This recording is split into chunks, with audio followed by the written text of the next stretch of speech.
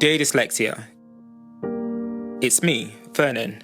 It's no secret that you and I have had an extremely difficult relationship. In the past, you have made me feel very painful, lonely, and dark. So this may come as a surprise, but I'm writing to you to thank you. Thank you for making me into the person who I am today.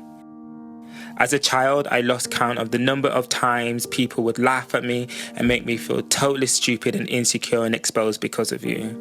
The torment of not just my schoolmates, but my own family mocking me not being able to read or spell something through no fault of my own was utterly devastating.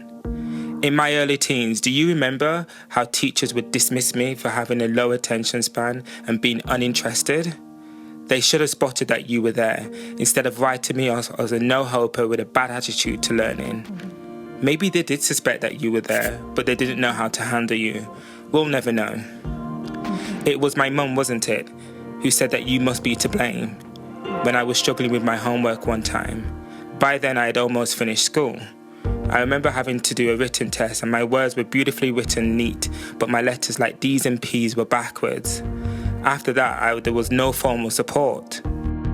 Do you remember my youngest brother? He must have been about 5 years old, very sarcastically spelling out the word bread to me at a family gathering and everyone laughing at me. I must have been about 16 years old and never felt so small. This moment still upsets me today when I think about it. It was the turning point where I knew that I was on my own in figuring out how to cope with you.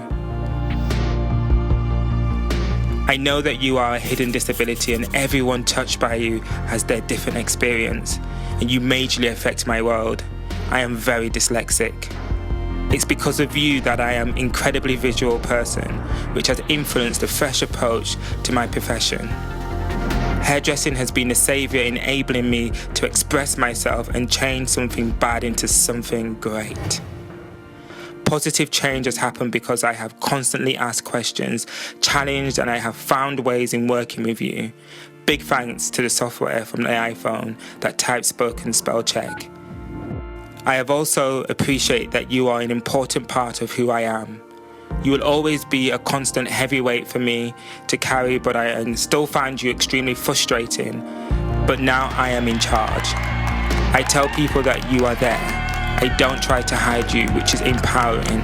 I have transformed the cloak of fear and anxiety that you have I have transformed the cloak of fear and anxiety that you tightly wrap me into a badge of honor. The impact of seeing myself recently read aloud on camera caught me by surprise. I was struck by the fact that I wasn't that bad and instantly recognized how far I'd come from the 15-year-old me. There I was on screen politely asking for help if I got stuck on a word. Wow. It opened a flood of emotions and I knew right there and then I had to write you this letter. I honestly believe that I wouldn't be where I am today, founder and creative director of my own successful international brand, if you and I had never had a relationship. You have made me into the person who I am today, strong, visionary, and special.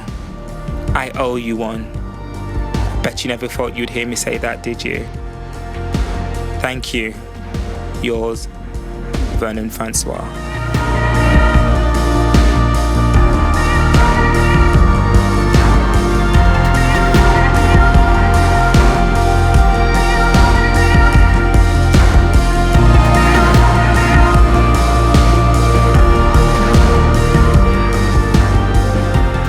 I've learned that people will forget what you said, people will forget what you did, but people will never forget how you make them feel. Maya Angelou.